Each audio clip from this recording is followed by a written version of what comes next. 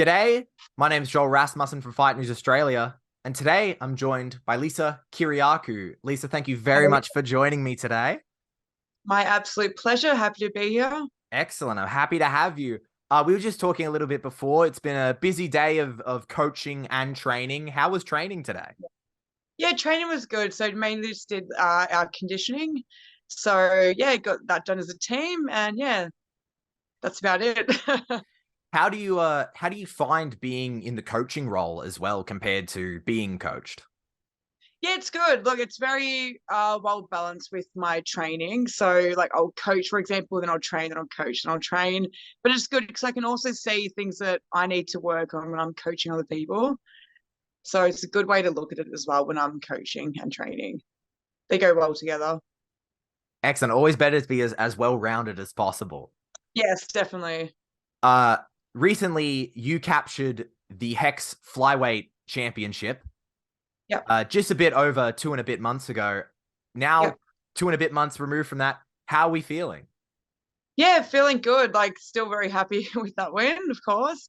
Now I'm just ready to get back at it. So hopefully I hear some news soon, but just staying ready, training multiple times a day, ready to get back in there ASAP.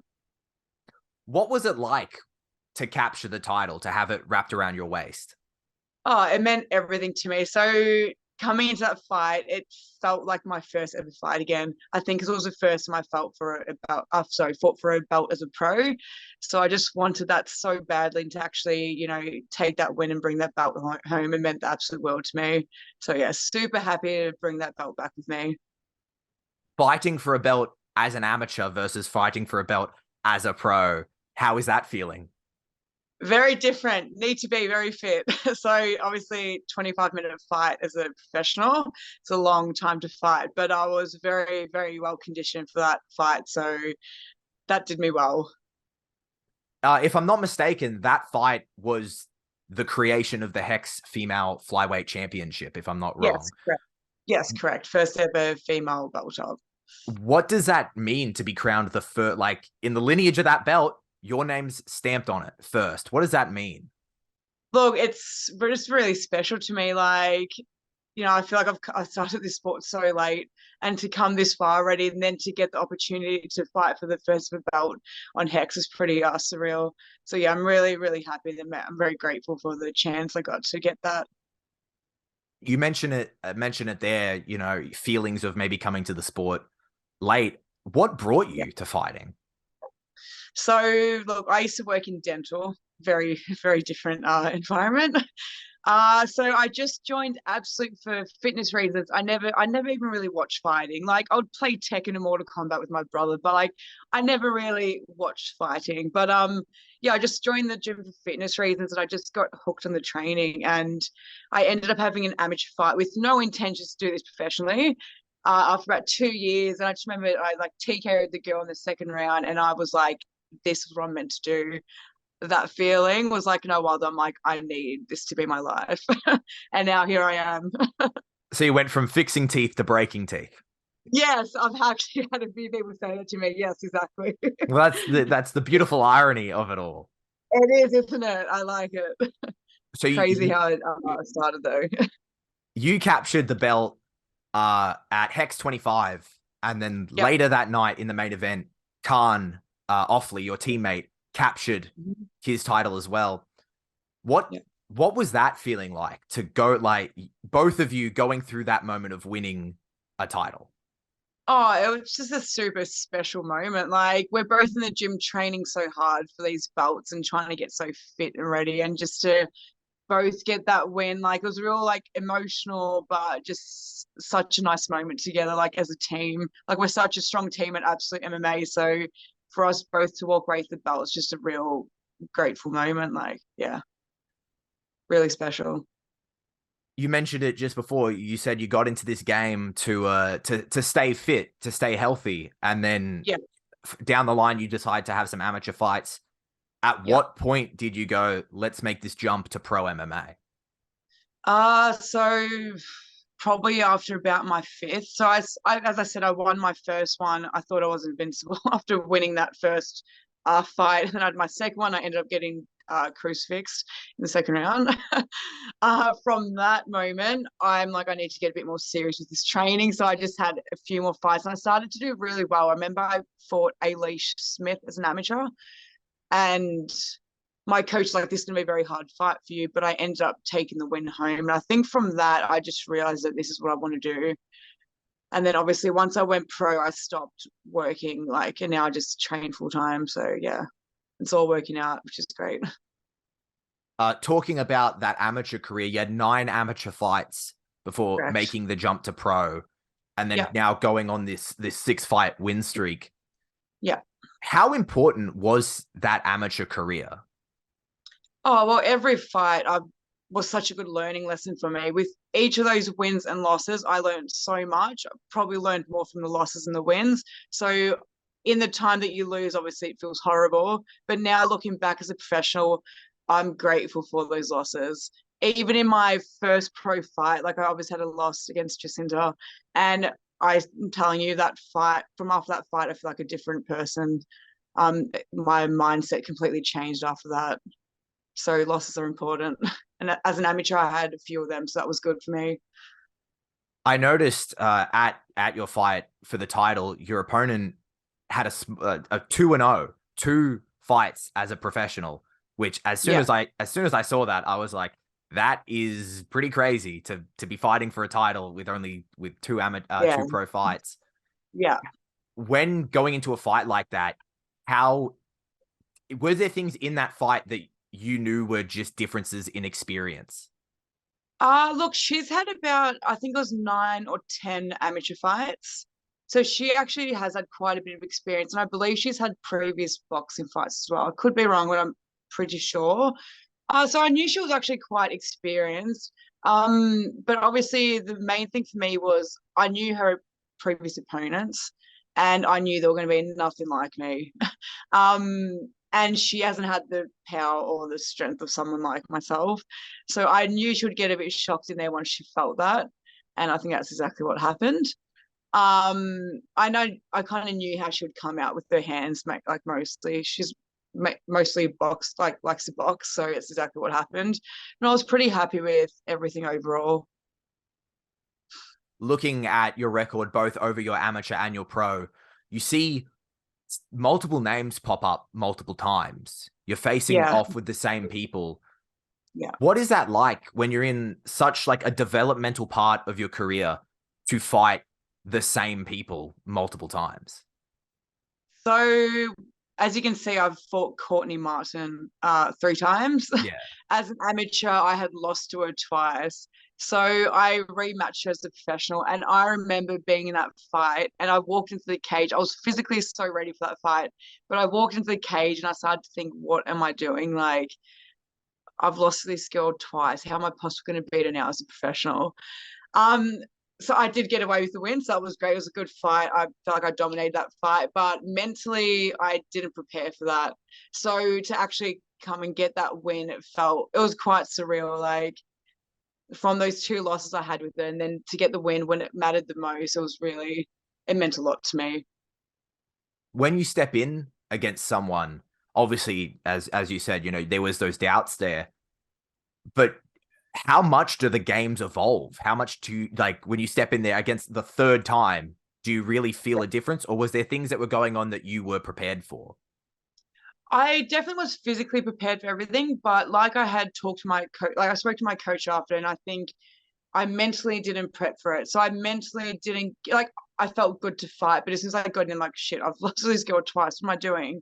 But I think I should have actually like thought on that a bit more before the fight, where I kind of just focused on the physical side of it, not the mental side, because I didn't really think about the fact I had lost to her twice until I got in there. So that was a big learning lesson. But hey, the worst version of myself in there managed to get a good win, so I'm happy with that. Since then, what has been those kind of mental exercises you might employ when you're in camp? A lot of visualization. So I like to just really think about like from the backstage to the walkout to just being in there, being calm and content and just focus on my breathing, especially like my last one, because I knew it was such a long fight. And I did feel like it would go the whole 5 rounds, which it did, just really focusing on my breathing and not getting too like too tired or just like working too much, just going at a nice pace. So just really focusing on yeah, the breathing and just all that sort of stuff. Talking about walkouts at your fight at HEX 25, you walked out to Rolling I by did. Limp Bizkit, and I gotta ask, what made you pick Rolling by Limp Bizkit? Oh, I love the song. I was driving to training one day and it came on. I'm like, yes, this is my next walkout song. My previous walk, I've had like Lamb of God, Slipknot, Marilyn Manson, like I've had them all. But something about that, just like, yeah, this is going to be my next walkout song. It was a Man, good one, wasn't it? absolutely. As soon as it came on, it gets the heart racing. I was like, here It we does. go. I like it because I see that sort of music gets me very pumped up to fight. Like I get really excited and just cheat up to get in there and just like, yeah, fight. So it's good. When you're backstage at an event, is that what's blasting while you're warming up? You walk past, it's a lot of Slipknot heavy stuff. Honestly, backstage when I'm getting ready, I'm just sitting at the back eating lollies, usually talking and shit to people. There's not much more going on with me. I've never worn headphones or like played music in my life backstage. I'm literally just talking, or I sit out and watch the fights myself before I go out. So do you have that kind of ability? A lot of fighters talk about needing to like flip that switch. Do you have that ability to just get in and go like that? Yeah, I'm pretty good like that. Once it's time to fight, it's time to fight. Like sometimes I might like I actually give myself a bit of a big slap in the face before I get out of there. But yeah, I'm pretty good to go straight away. So that's good. I've heard you describe yourself. You've described your striking as this. I'm using your quote here. Go Uh, for it. yourself as a bit of a scrappy striking style. Uh, and in your last fight, you were trying to get a little bit away from that, and you were more kind of on the back foot and being able to use countering. How has Yeah. your striking evolution been going? So look, when I first started, if you look back in my previous amateur fights, I was quite wild and I was very scrappy. Um, from my pro career moving forwards, I think I'm actually quite technically good, a very good striker now, and I like to pick my shots and pick my opponents apart. So my last opponent was quite wrong, thinking I was going to be wild out there because that was not going to happen.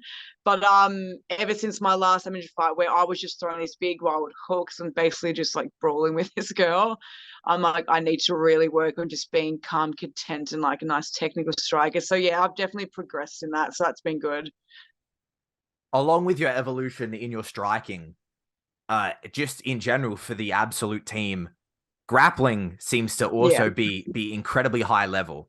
You've got yeah, your ability to use your dominant grappling up against the cage, landing strikes but keeping that pressure yeah, on. Khan capturing his belt with a submission. Luciano yeah, capturing his belt with a submission.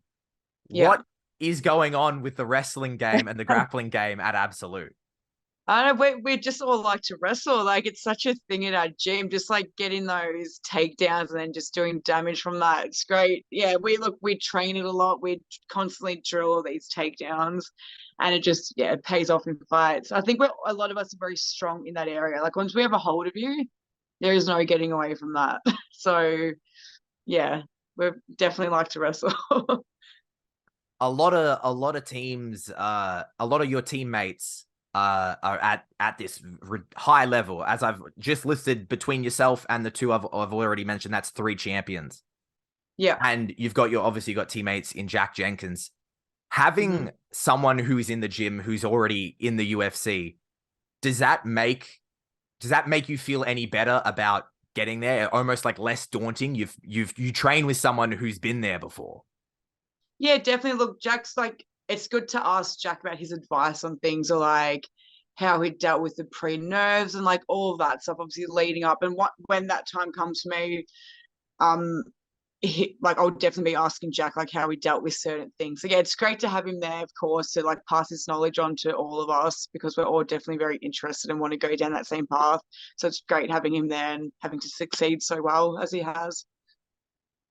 Absolute have got 3 gyms in Melbourne and then a presence in Thailand as well. Do you And get an Shanghai. oh, and Shanghai as well? So Yeah. that's 5 gyms if my math is correct. Yeah. Uh, do you get a chance to travel even within Melbourne or internationally to these places to train? Yeah, so what was it? I think it was about 3 fights ago, I fought in Lumpini Stadium on Fairtex. So I trained at Absolute for that fight. So that was good. I had a good fight camp down there. And then got the win down in Thailand. So that was pretty cool. Sometimes we'll go to St Kilda and do a bit of grappling there. But the main MMA fight team stuff is in Collingwood. So the big fight team stuff definitely happens down in the Collingwood location. We have the big cage there and just all our professional programs are down there. But we'll coach around the 3 locations. What was it like to be able to train in Thailand? It was hot. It was good. The weight just came off very easy, so that was great. But it was a cool experience. It was very intense training. Like wake up, train in this like heat for like I don't know over 2 hours. I think it was. Their skipping was for like half an hour, which was very different. But no, it was very intense and cool. Just a different experience. Really cool experience to be overseas and train there, and then get the chance to fight at Lumpini Stadium. So it was a pretty cool experience. Easiest weight cut in the world. Yes, I know. What was Bangkok. They don't actually let women in saunas in Bangkok, which I was not aware of. So I got there thinking, oh, I've got plenty of time to get in the sauna. I didn't actually manage to get in one, so I had to go old school and put a sweatsuit on and start shadowboxing in the street for a Oh my few hours. gosh. Yeah, it was actually quite the experience, I but I can did it. I can And I had to imagine. weigh myself on a 7-Eleven scale because I got told there'd be scales there. So I had to put money in the 7-Eleven scale, and like it was craziness. But we did it. Lesson learned, bring your own scale to Thailand. Yeah. Yeah. Chapter. That's a chapter for the book. Yeah, definitely. Yeah. You're under new management now, along with the teammates I've already spoken about. Yeah. What is signing with Rival like? You know, you've got people that are under that same umbrella who are already in the UFC. Yeah. Oh, it's good. Like those guys are awesome. Like they're really pushing just to get interviews and podcasts and help me out as a fighter. So yeah, I'm really happy I'm working with them guys now. Yeah, they seem awesome and I can't wait to see what happens in the future with them. Obviously it seems like the goal for all of the people at Absolute, the pros, is the UFC. And you mentioned that earlier in this interview. Is there any whisperings, anything coming next? Do you know anything that could be going on? I will keep that chat with, between me and my manager. But look, obviously, it's every fighter's dream to make the UFC, and I do see it in my future, and I will make it happen. And I'm gonna do what I have to do to get there. So just see what happens. Very keeping cards close to the chest. I respect it. I respect it. I understand. I've heard you mention before for what this next step is. Obviously, you're hoping for the UFC. But either way, I've heard you mention fighting on the international level. Is there Yeah. is there a place that you'd be looking for specifically if you can't get the UFC? Look, the UFC won't, I'm not sure that it's going to be next, but as I said before, I'm going to have to fight on whatever show I need to get there. So I'm not sure exactly what that will be just yet. That's still being discussed, but hopefully we find out soon what show that will be. Excellent. I won't ask you for a date because I don't think I'd get an answer, but is there a No. date that has been floated by you? Do you know what's coming up No. next? No. So there's been a few couple of promotion names, but I'm not too sure exactly what's happening just yet. I think we're just trying to find the most suitable show and opponents and all that stuff. So hopefully we find out soon, including myself. Excellent. Well, I hope to hear some news about that soon. Lisa, Yes, thank you hopefully. so much for your time. I greatly appreciate it. Thank you for having me. Of course, of course. And yeah, I'm sure I'll be hearing something soon and hopefully we'll be talking again soon. Yes, definitely. Thank you, Joel. Thank you very much.